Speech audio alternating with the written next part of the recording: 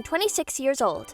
I live at my family's home with my mother Penny, my father Panio, my husband Ikuru, my son Yota, and my younger brother Koreta, making us a group of 6. Surprisingly, my son Yuta and Koreta are the same age. They're both 6 years old. Since it's pretty unusual to have a brother and son the same age, I imagine there are probably some people out there who don't think too highly of it. But thankfully, the people around us never found it strange and instead celebrated both Yota and Koreta's births, watching them grow with warmth and care. When my mother and I gave birth around the same time, we divided up the housework and childcare so that if one of us was working, the other would take care of both kids. We managed to balance out our part-time jobs while making sure everything was running smoothly at home. Alright, I'm heading out to work, so please watch Koreta for me. Koreta, make sure to listen to Paige and be a good boy. Sure, you can count on me, Mom. I'll help with all the chores like cleaning and laundry. You're such a good boy, Koreta. I wish Yota would follow your example and help out around the house too. Oh, hey, Yota, I see you. You pulled that out of the hidden stash of snacks again.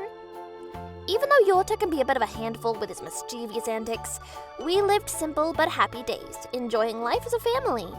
However, right around the time Yota and Koreta both entered elementary school, something happened that changed our family's dynamic entirely. My mother and I attended Yota and Koreta's entrance ceremony together. Everything was going smoothly with the event until their homeroom teacher was introduced. And that's when this happened. Hello, I'm Hayari and I'll be the homeroom teacher for class 3. Nice to meet you all. Wow, what an energetic person. She's definitely an extrovert.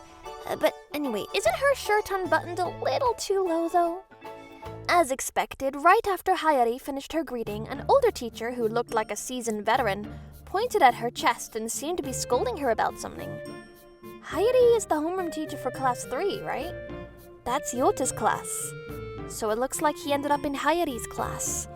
I hope nothing goes wrong in his class. But my worries turned out to be right. One day, Yota brought home a test and I praised him since he'd gotten a perfect score on all of them. But when I looked over the test, I realized that some of his answers were actually wrong, but they had still been marked as correct. It was obvious that Hayari had graded it carelessly.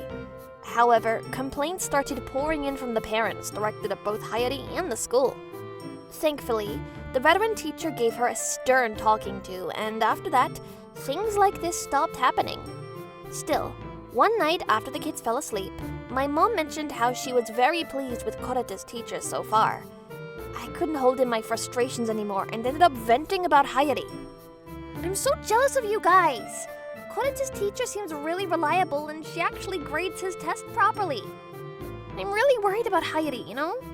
She's Yota's homeroom teacher and her grading is really careless. That Hayari? Isn't she 28? Huh? Yeah, I think so, but how did you know her age? Well, I'm pretty sure she's my junior from both middle and high school. What, really?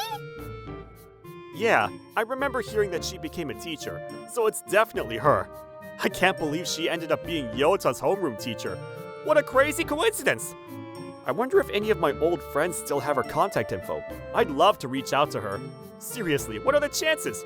This brings back so many memories. With that, Ikuru started messing with his phone. A few minutes later, he put the phone to his ear and said, Hello? Hayari? Long time no see. It's me, Ikuru. You remember me, right? As he said that, he stepped out of the living room. About a week later, Ikuru started coming home late. He began going out every weekend as well. On top of that, ever since Ikuru got in touch with Hayari, he started going out to the yard late at night to talk to someone on the phone. It happened so often that I couldn't help but suspect that he might be having an affair with her. So, a few days later, I worked up the courage to ask him this when he got home. Why have you been coming home so late lately? And you keep going out every weekend. Where are you going? I asked, hoping to get the truth out of him. Then he snapped back at me. Well, wait a minute. Are you accusing me of having an affair right now? I already told you, work's been really busy for me lately, and I've had to work overtime every day this week. And now you're complaining about me going out on weekends to unwind? Come on, stop being ridiculous. Despite what he said, my suspicions didn't go away. So the following weekend, when Ikuru went out again, I secretly followed him. He went into a cafe with large glass windows, and there, waiting for him, was her, the person I feared the most. I knew it! I knew he was seeing Hayari without telling me. I can't believe he lied to me. And there's no way it's okay for a homeroom teacher to have an affair with the student's father, right? Filled with resentment, I tried to snap a picture of the two of them as they left the cafe looking all cozy together. But they quickly got into a taxi before I could take a proper photo of them. Damn it. I managed to take a picture, but their faces aren't clear enough in it. I thought about getting another taxi to follow them, but this area was far from the main road, so hardly any taxis passed by. It seemed like Ikuru and Hayari had called a taxi ahead of time to pick them up right in front of the cafe, and that's why they were able to find a taxi so quickly and smoothly. Damn it! I need to get undeniable proof that they're having an affair and make them pay for doing this to me! I decided that until I had the perfect plan, I'd act like nothing was wrong. With that in mind, I headed home. If I'm gonna get revenge, it's best to prepare carefully and bring them down in one fell swoop. So, I decided to take my time and plan everything thoroughly. But that night, as I was about to go to the living room after getting out of the bath, I heard Yota and Koreta yelling by the front door of the house. When I rushed over to where they were to see what was going on, I found Ikuru there, smelling of alcohol and fast asleep. Hey, did you come home drunk? Wake up, the kids are watching you, you know? Just then, I noticed Yota and Koreta messing around with Ikuru's phone. Hey, what are you two doing? Uh-oh, we've been caught. We just wanted to play a game on his phone together. Still, how did you unlock Ikuru's phone? It's locked, isn't it? We unlocked it using his face. What? Oh, right! I forgot that you can unlock phones with facial recognition since I've been using an old phone that doesn't have that feature. Wait a minute. Isn't this my chance to get proof of his affair? As that thought crossed my mind, Koreta placed Ikuru's phone in my hand and began navigating through it. You do this, and there! All set. Sorry for using the phone without permission. With that, he grabbed Yota's hand and the two of them headed off to their room. When I looked at Ikuru's phone, the messaging app was already open. Koreta is really helpful, isn't he? And sure enough, Hayari's messages were at the top of the list. I tapped the icon and scrolled back to their first exchange of the day. As I silently read through their conversation, I felt nauseous from the sheer grossness of it. I had a great time with you today, Hayari. Your skin is so smooth and you're so sexy. Just thinking about you makes my heart race. I can't stop craving your warmth. I can't wait to spend time with you again. What is this disgusting message? And then Hayari's reply to Ikuru's text was just as infuriating. I want to be with you too, Ikuru. These two are seriously crossing the line. Once I calmed down, I quickly skimmed through their messages, taking screenshots of anything that could serve as evidence of their affair. I transferred all the screenshots to my phone. I also found photos and videos that proved their affair and sent those to my phone too. They'll regret messing with me. Just you wait. I'm gonna drag both of you down and make you regret doing this to me. That's what I thought at first. But what happened next was something I could have never predicted. A completely unexpected ending awaited me. A few days later, on a Saturday, there was an open class event at Yota and Koreta's school. While Ikuru usually disappeared on weekends, this time he'd actually decided to come with me to the event. He was humming to himself as he got ready, carefully selecting what to wear. He was clearly looking forward to seeing Hayari. Just you wait. I'm gonna drag you both into a nightmare. That day, every single first grader from the school was supposed to present their essays in front of the class. Since there weren't many students at Yota and Koreta's school, all classes has a combined presentation session. On the day of the event, my mother, Ikuru, and I entered a somewhat spacious classroom together. A few minutes after we settled in the class, it began. Today, everyone will present their essays they wrote about their families. Hayari confirmed that Ikuru was standing next to me, and that's when she blushed with embarrassment. While I fought the urge to slap her, I listened to the kids as they read their essays. It's Koreta's turn next. My mother whispered to me quietly. Finally, it was Koreta's turn. He stood up from his seat, holding his essay with both hands, and began reading it out loud. My family's made of my dad, my mom, my sister, and brother-in-law, my cousin Yota, and me. Wow, he's still in first grade, but he knows the word brother-in-law? He's really smart, isn't he? But that's when Koreta turned around and whispered something that only my mother and I could hear. Let the show begin. Huh? What do you mean? Through this essay, I want to tell everyone a little secret about my brother-in-law, Ikaru. He never hangs out with me or Yota, but instead of spending time with us, it seems like he spends a lot of time playing with Yota's teacher, Hayari. What? What's going on?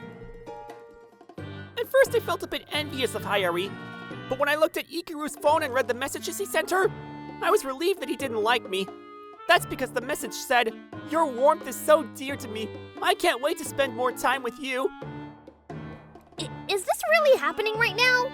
And in that moment, the adults in the classroom began whispering to each other about what they had just heard. Koreta, that's enough! Wait, stop! Ikaru and Hayari went pale and started to panic. Ikaru said he wanted to devour Hayari because she had really smooth skin. But if Yota and I, with our even smoother skin, had gotten close to Ikaru, we probably would have been the ones to get eaten instead. This is hilarious! Somebody, please save Hayari from my brother-in-law. If you don't hurry, she's gonna get eaten. That's the end of my presentation. You're wrong, Koreta! That's when Yota stood up from his seat. Hayari said she wanted to be eaten by Dad, so it's okay if she gets eaten. Hearing that, the adults around us began to stir even more. Then, one of the veteran teachers started yelling at Hayari, demanding to know what was going on. Hayari stammered and said this.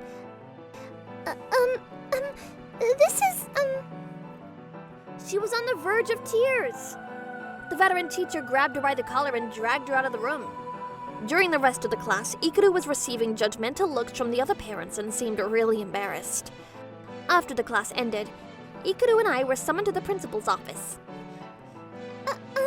Please don't take a child's essay seriously. Yeah, none of this is actually true, you know? You have to believe me, Paige! In that moment, I handed over a stack of printed evidence, including screenshots of their inappropriate messages and photos that proved their affair, to the principal and the veteran teacher in the room. I then said to them, "Enough already! I've already got all the evidence of your affair." What? I had planned to take my revenge by showing this evidence to the principal, but I never expected my children to make me do it. After that, I kicked Ikaru out of the house, demanded alimony and child support, and got a divorce. I was awarded custody of Yota, of course, and I also demanded alimony from Hayari. Then a few weeks later, this happened. Paige, please, open the door! Ikaru and Hayari showed up at my house together. I obviously didn't open the door for them. Please, you have to reduce the amount of alimony and child support that I have to pay. One of my coworkers' wives was at that parent-teacher day, and now everyone at work is gossiping about my affair.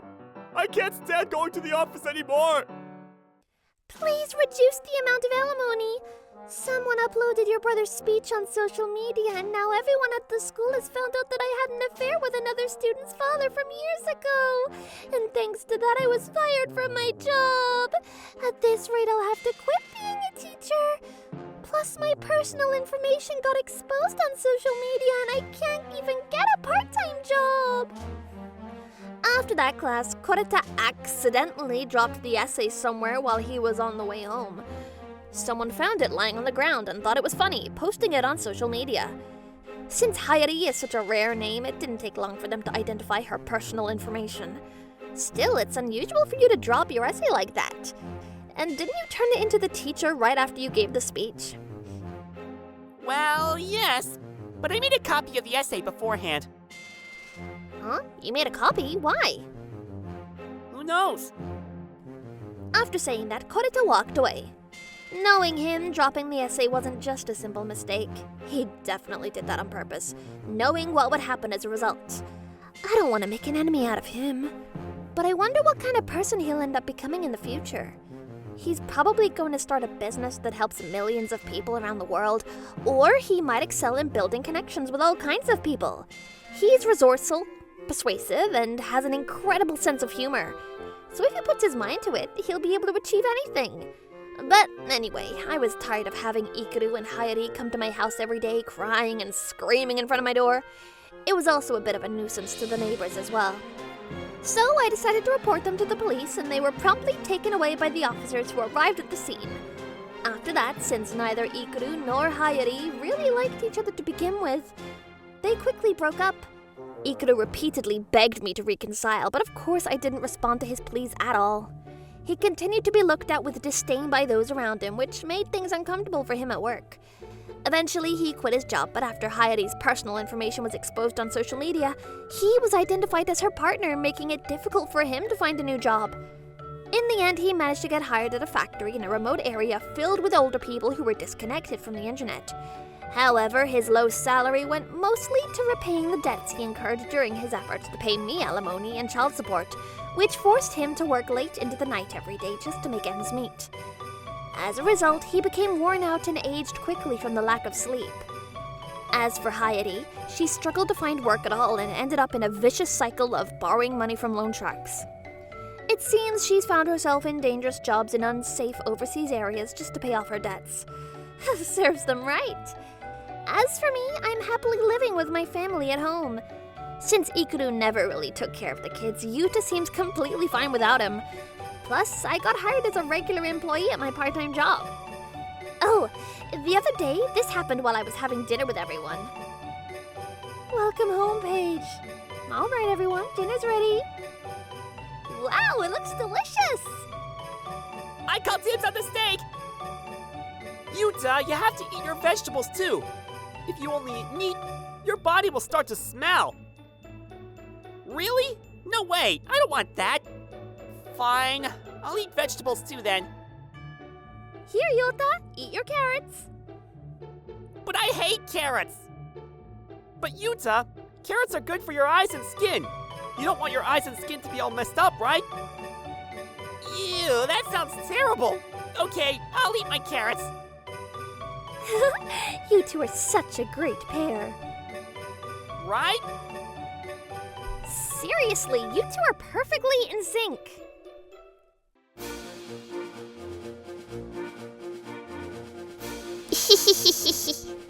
Thank you for watching!